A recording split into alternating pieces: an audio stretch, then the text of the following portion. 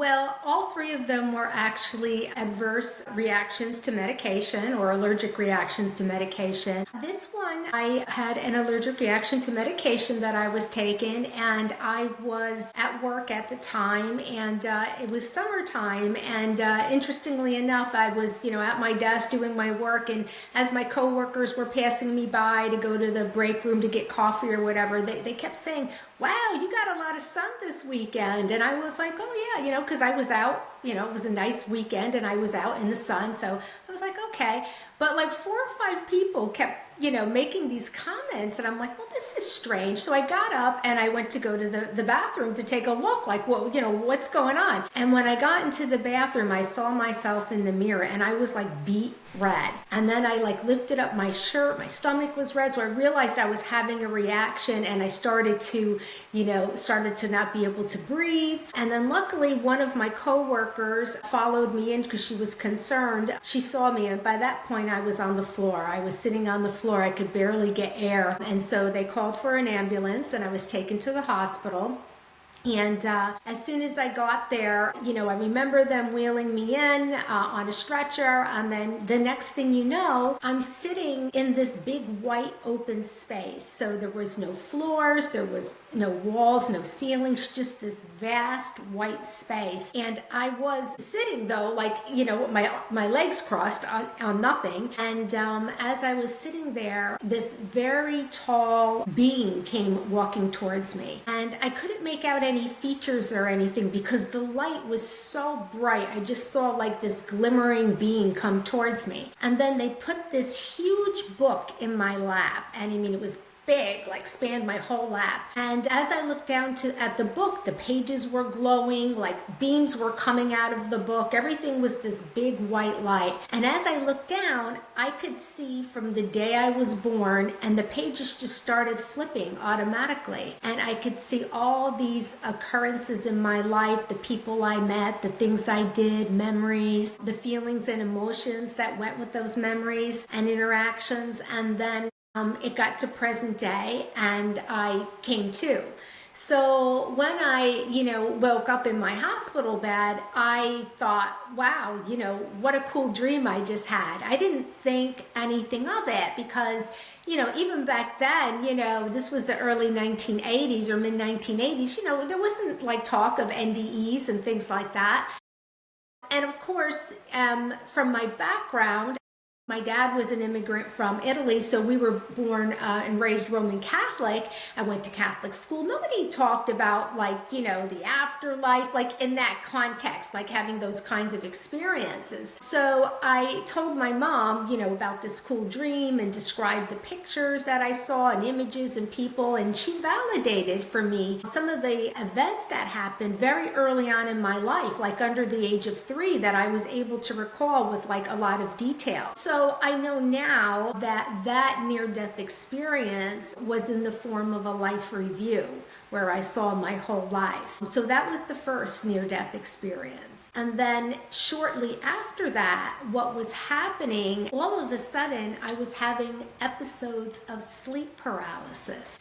And I hadn't had those before, but they were coming, quite often and lasted for a couple years. But they were all in the same format. And sleep paralysis, for those that don't know, is where you're kind of caught between your dreaming and waking state, and you're laying there frozen and you can't move, you can't talk. And sometimes it's terrifying, right? It's like this feeling like, oh my God, I can't move, I can't scream. So this was happening to me, and while it was happening to me, I would hear this white humming noise, like a vibration going through me. And then, as I was laying on the bed, unable to move, I would see myself come out of my body in spirit form and try to lift my physical body up. And I kept hearing this voice, and the voice kept saying, you need to raise yourself up. You need to raise yourself up. And every time I had one of these, episodes, it was the same thing, the same voice, the same format. And of course, I'd come out of it and thinking, well, yeah, I need to raise myself up because, I couldn't move. I'm thinking, well, that's obvious. And I never understood it, right, back then. I understood understand it now because literally it was my soul, the universe, spirit,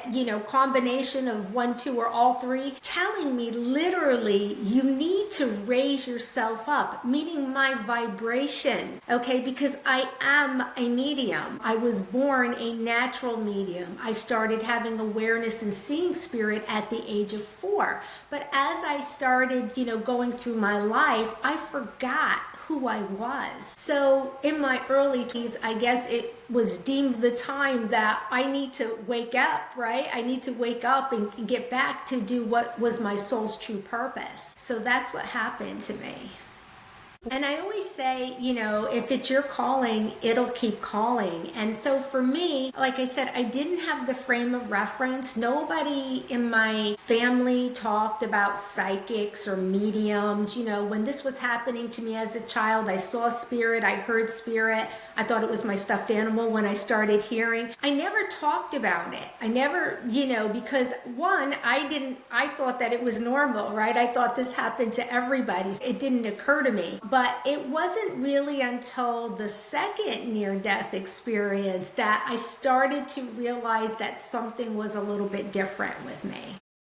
And what happened then? When was your second near-death experience? The second one, so, like I said, if it's your calling, it'll keep calling. So obviously, I didn't get the first message from the first NDE. I didn't raise my vibration. So I was still kind of lost trying to find my way. So a few years later, I was working in New York City, and I was on my way to work, and I just felt I was fighting like a head cold and allergies, and I was on some medication, and I wasn't feeling well. But as I started to walk to my office in Midtown Manhattan, I was getting clammy and sweaty, but it was very cool out. It was like a March in the morning, so it was very brisk still.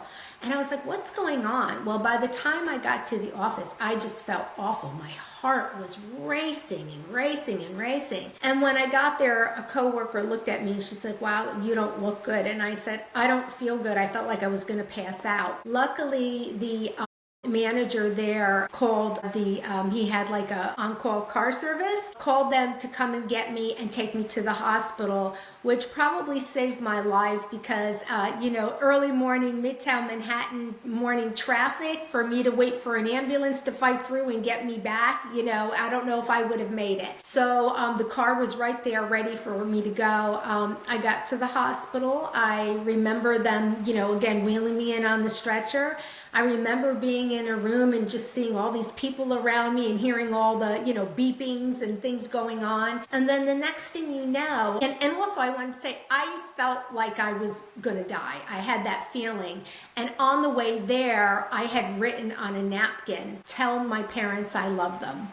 And I handed it to my coworker with their phone number because my heart was ba-boom, ba-boom. It was like, I thought it was just going to explode out of me. So they wheeled me in. I'm in the room. I hear all the noise going on. All these people are around me doing IVs, all this kind of stuff. And then the next thing you know is I am floating right above the ceiling, and I'm watching all the personnel work on me.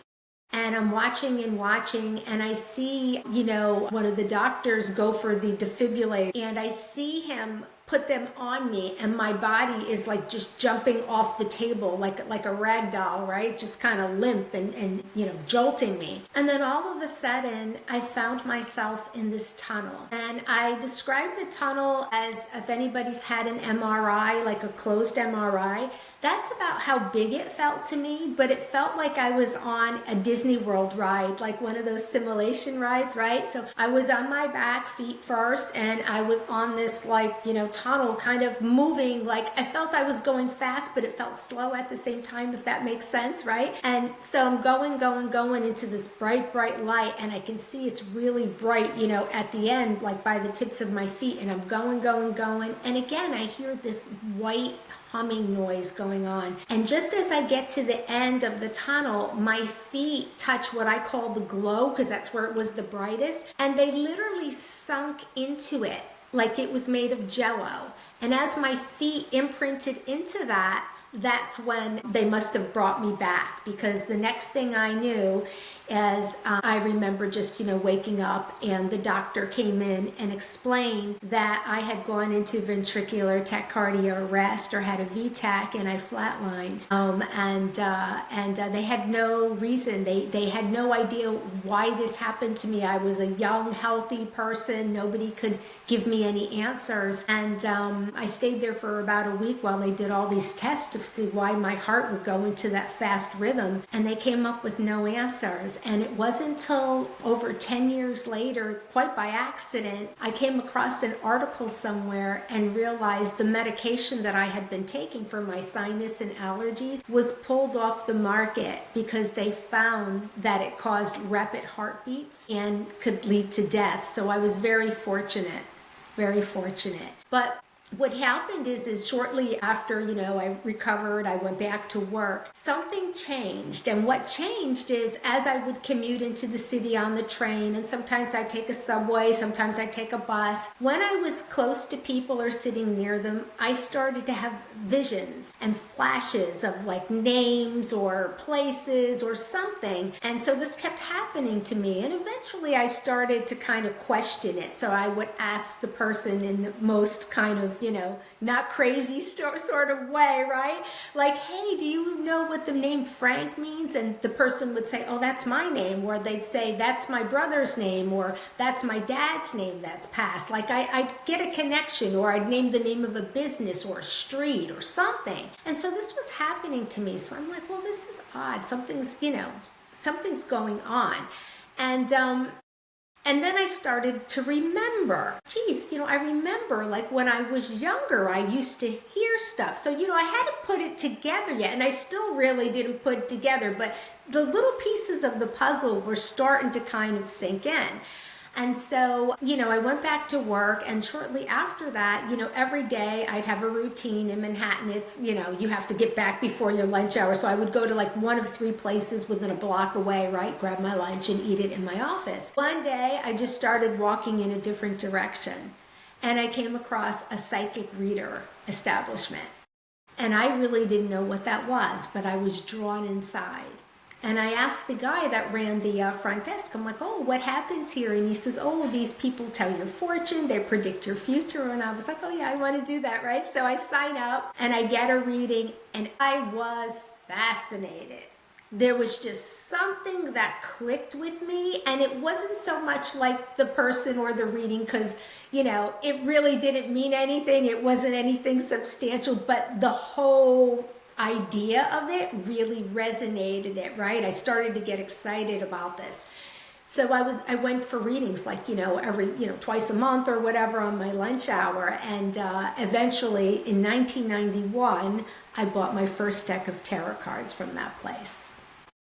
Did it feel special in any way? Well, I thought that it would, and I was thinking to myself, well, something's happening to me. I seem to know things somehow, and as I was watching the different readers put the cards down, and they would explain, every card has a meaning, and I'm saying to myself, well, how difficult is that, right? Anybody could read the meaning and put, right? So I'm thinking I could easily do this, and maybe I'll get a little bit more. Maybe I'll discover, I have some kind of gift. So that was the plan. So I get the cards, I read the little, saying, meanings, and nothing resonated with me.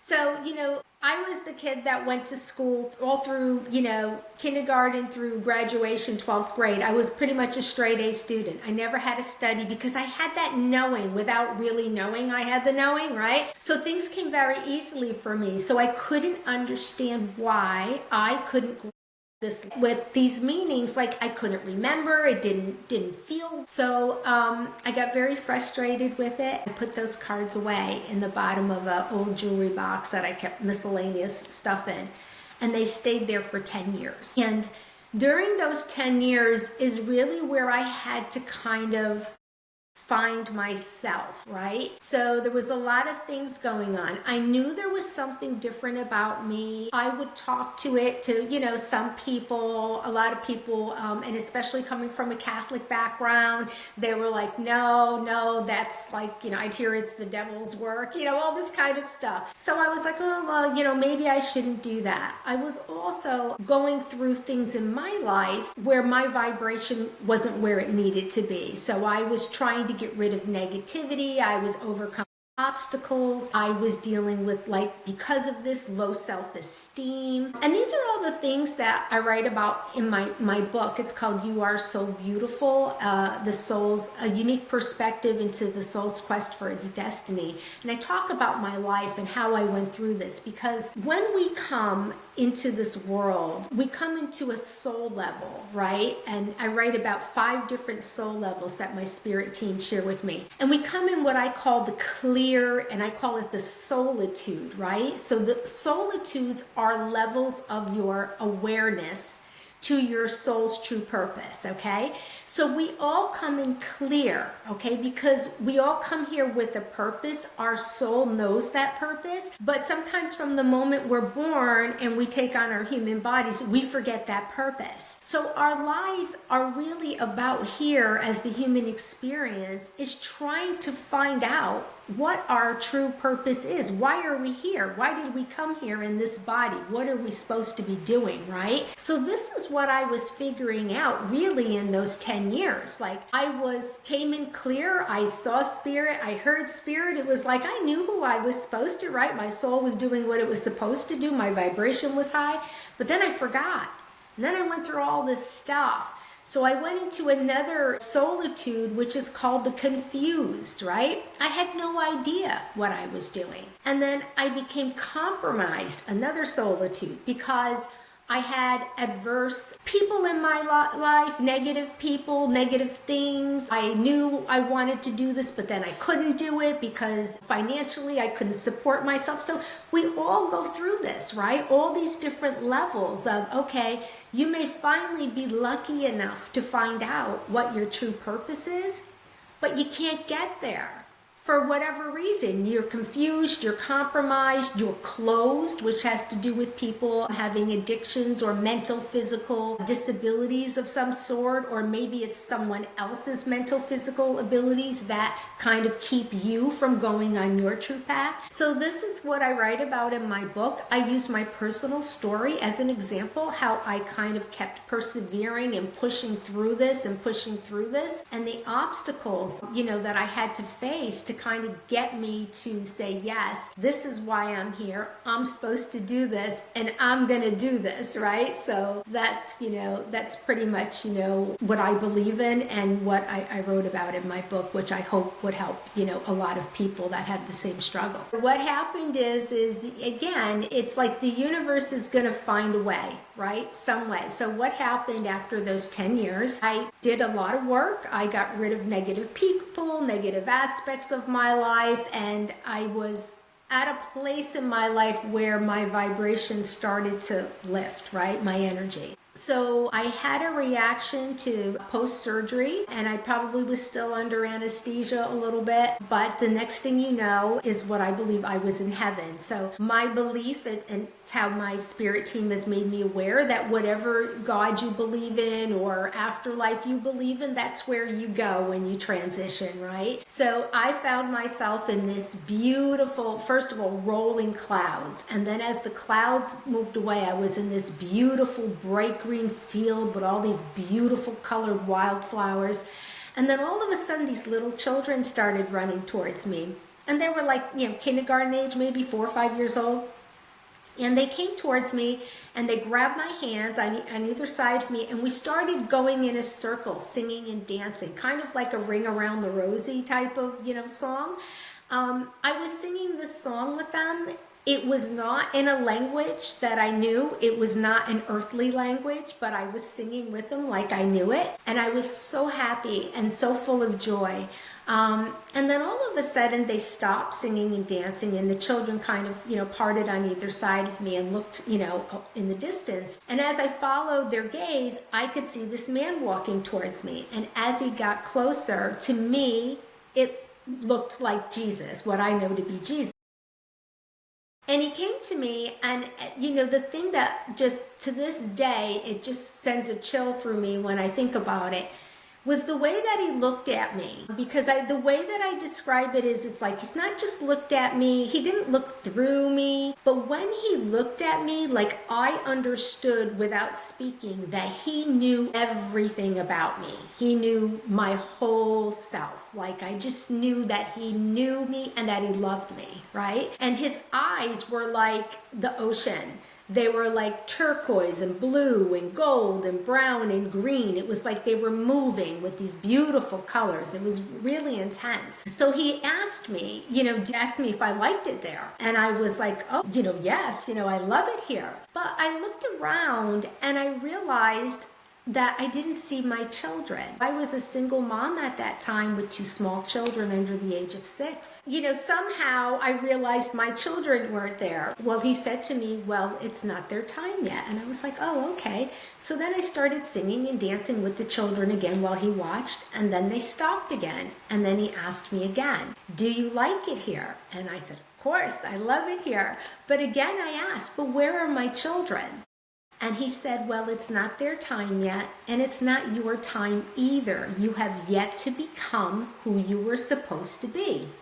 And with that, I woke up. And so now again, I think I'm having my third cool dream, right? Because still at this point, no idea I've had near-death experiences, right? And, I'm saying to myself, well, who am I supposed to be? What does that mean, right? I was like, okay. And I just kind of, okay, whatever. Well, a few weeks later, I got a random call from a lady that was looking for psychic readers for a psychic fair in South Florida. I don't know how she got my name. I never did a reading, right? I never touched those cards. They were still in that box in my closet, right? So she's telling me, this was like on a Thursday, the fair was Saturday. She was short people. She wanted to know if I could be a tarot card reader. So I say, hold on a second. I go running into my bedroom, into the closet. I go find in that box. I open it up and those cards are still there. I go running back to the phone and I tell the lady that I would do it. So she's all happy, I commit.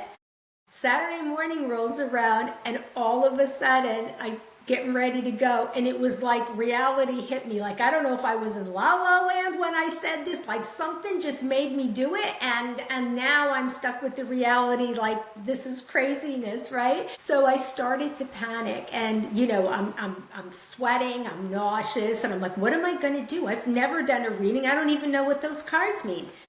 So if anybody that knows me knows that I'm very loyal and true to my word. I never leave anybody stranded. So I was not going to do that.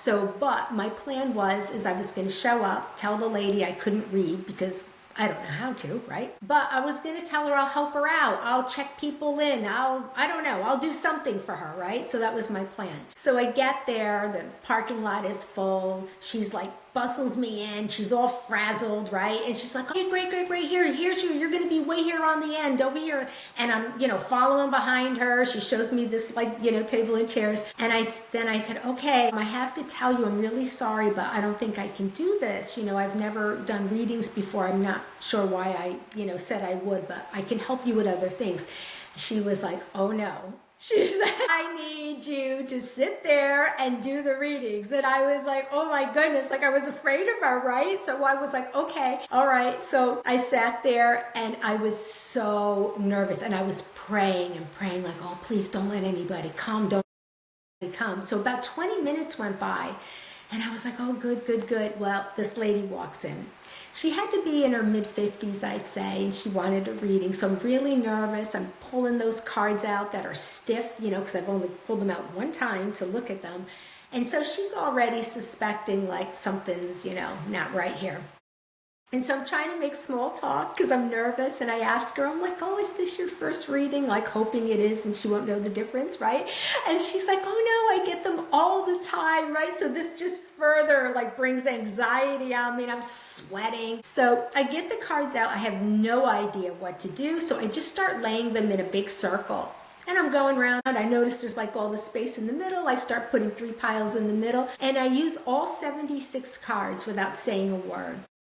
So now there's no more cards, and the lady looks at me. She says, "Are you ever going to say anything?" And she's like, So I was like, oh my God. So I looked down at this mess that I made, right, on the table, and the strangest thing happened.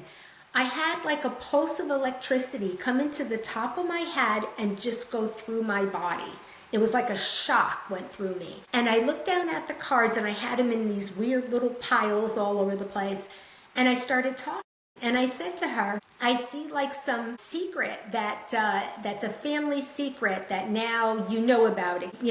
It got revealed, and it has to do with somebody passing. And I see these legal paperworks, legal documents, and there's communication with like a lawyer or a legal person. And then I see a trip overseas in the next 2 weeks or so. And I see this big sum of money coming to you, like a big, huge fortune coming to you. I was like, does any of this make any sense to you? And she just looked at me, and she told me just a few weeks earlier, she had found out that she was adopted because her biological father had passed away in Europe, and she received communication from his lawyer in Europe that she was the sole heir to his estate and his money. So I was like right on. And so I was like, oh, so I continued to give her other stuff, information, which she said was absolutely accurate. And then she left at the end and said it was one of the best readings that she ever had. And I went to the bathroom and threw up. Terrified. I had no idea what just happened to me, that weird shock that came through me, and I'm just like bewildered, like, how do I know these things? I just looked at these piles of pictures and somehow I knew things. Had nothing to do with the meanings of the cards. So that's how I started reading. And I read the same exact way when I do tarot readings with that same deck of cards that I bought in 1991. So to this day, I could not tell you the meanings of those cards. And it was like, it's all my intuition. Like, again, I'm a natural born medium, psychic, whatever. I should have never tried to learn definition because it doesn't work that way with me, right? It's me and my spirit team, and that's how I get my information. So to people that are maybe thinking, I'm a bit lost and I've been trying to figure it out, but I don't know what to do or how I would even start to make sense of everything, what would you say to them? What would be your advice to them? Sure. And that's what I wrote about in my book. It's following the signs and the messages from your soul, from the universe, because things happen in our lives. Your soul is always going to try to lead you on the path that you're supposed to be on, right? And it's all about what I talked about, those 5 solitudes, or those level of soul awareness, how we react to those signs and events and synchronicities. Are we going to be open to them? Are we going to listen to those signs? Are we going to understand them? Are we going to be resistant? Are we going to say, no, that can't be right? Are we going to just say, forget about it? So how we understand our true purpose is really about what soul level or solitude of awareness we're in, and understand why you're in that level. That's what I tried to explain in the book. You could be in it because of your own self, issues, whatever it may be, or somebody else could be keeping you in that soul level, okay? So, even with doing the psychic readings, I still was not there yet. Like, I enjoyed it, but it didn't make my soul happy. Let's put it that way. Like, it wasn't enough. It wasn't fulfilling enough. And it wasn't until I continued to do readings, and then I was very strongly hearing names. And every time I do the readings, people would say, well, that person's passed. And I'm like, well, that's interesting.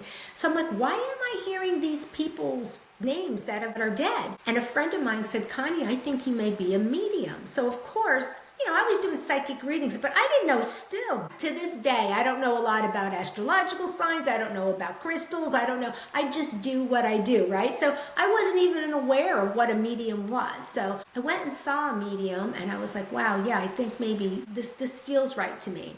And I started to take a few classes, realized that yes, this is what felt right to me. And so I kept pursuing at it. And I have to tell you, in the beginning, I wasn't getting great instruction and I was very frustrated and I almost walked away from it. So again, there was another obstacle and I was just about to walk away when I had an email that came about a visiting medium in Florida.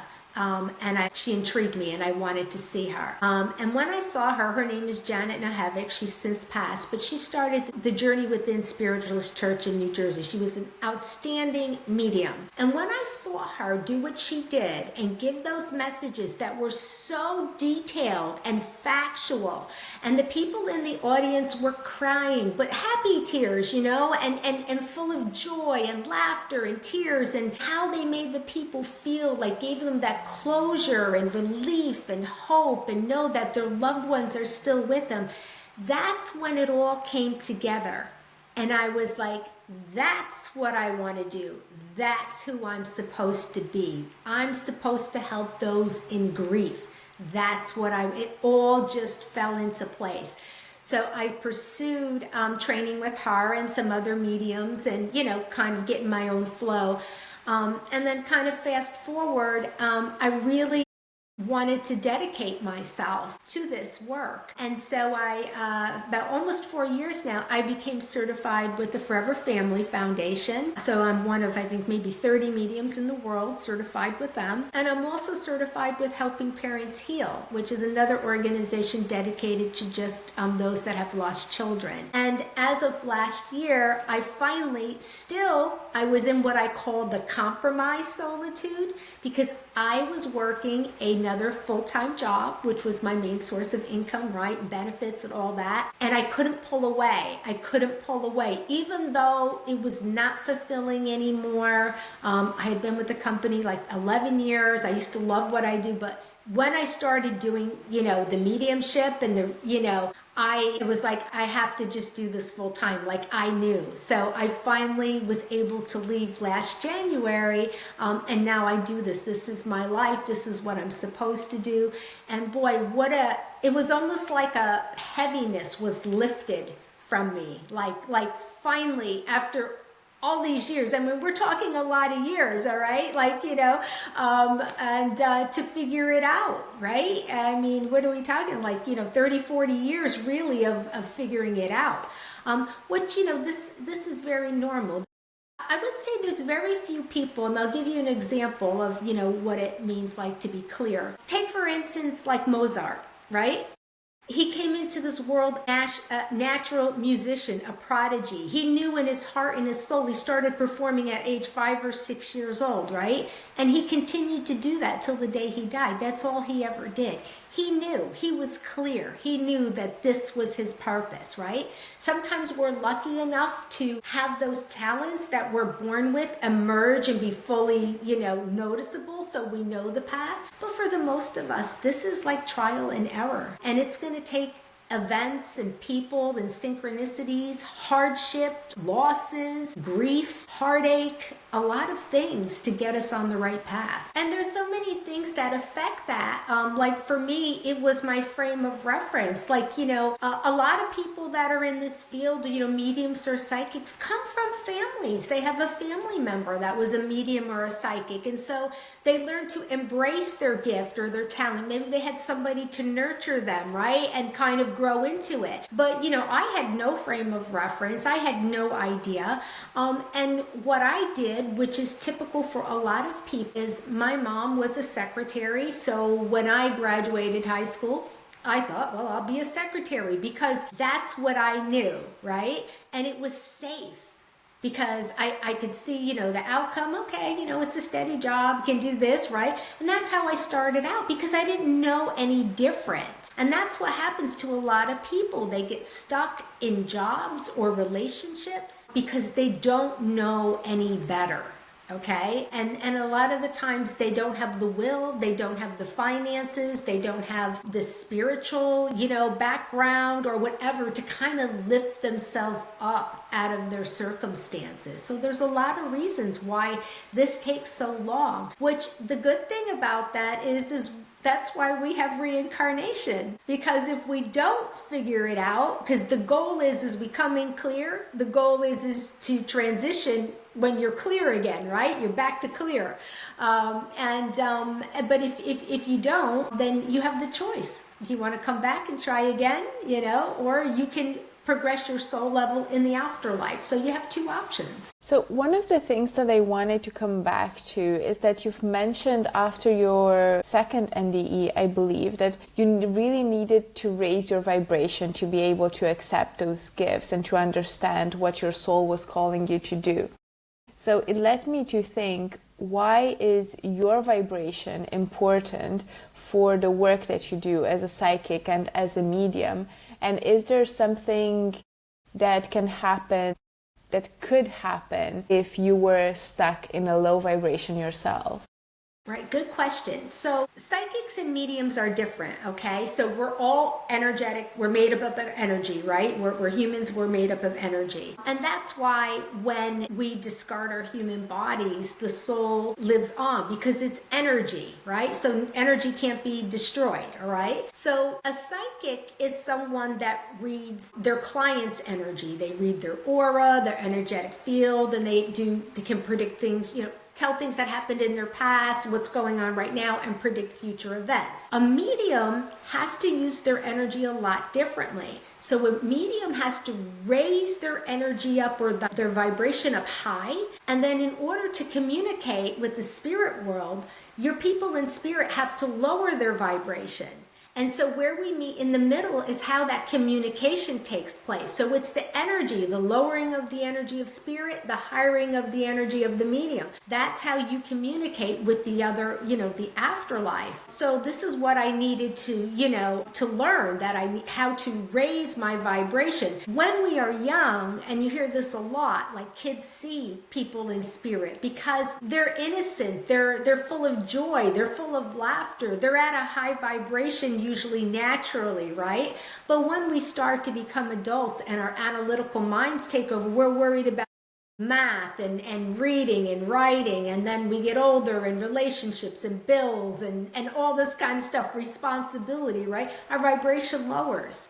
So that's why it was important for me to kind of know how to manage my energy to facilitate the spirit communication again. Does it take a lot of resources of their energy to be able to do that? So could there be times where, for instance, if something is trivial that a person is trying to ask or connect with? It does take a lot of energy. It takes a lot of energy from the medium. It takes a lot of energy from spirit, okay? It's not easy. When spirit communicates, it's typically in like a flash, like an image or a word or a sound or something, right? And the job of the medium isn't to interpret or analyze. We're just supposed to bring it to me. So for instance, when spirit shows me a horse, okay, I know that the horse means you either had horses, there's a significant memory of horses, or it means to me upstate New York because the Saratoga horse races were there, or Kentucky where the Kentucky Derby is, okay? It also means the name Ed, because there was a talking horse show back in the day and his name was Ed. So when I see the horse, it typically means one of those things to me. But wouldn't it be nice if my person in spirit could say, "Hi, my name is Ed. I died at 54 years old. I had a heart attack. I had 3 children. Their names are right," and blah, blah, blah, blah, blah, right? Wouldn't that be great, But it's not. It's little pieces because it's hard. It's hard for them to, do that. And so it's not an easy thing on either end for the medium or the person in spirit. So how did you come to terms with, the fact that these were your gifts and you had to bring them to the world and that it's okay to do so?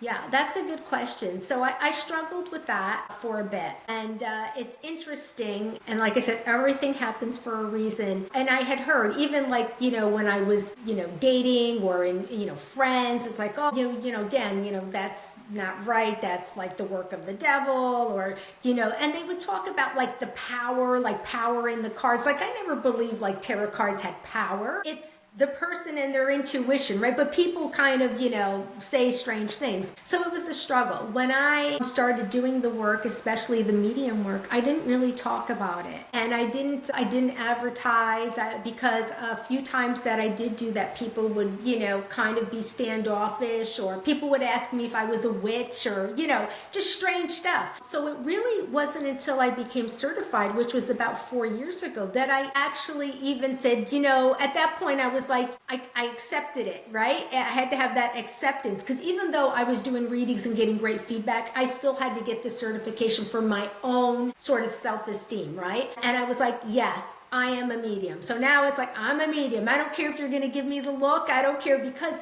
a couple of things happened. One, the near-death experiences, which I know now were near-death experiences. I've been to the afterlife, right? But the real reason is, do you remember I mentioned that I saw a visiting medium, do a demonstration, and she changed my mind, that Janet Nohavec.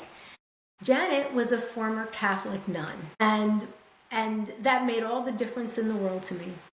All the difference in the world.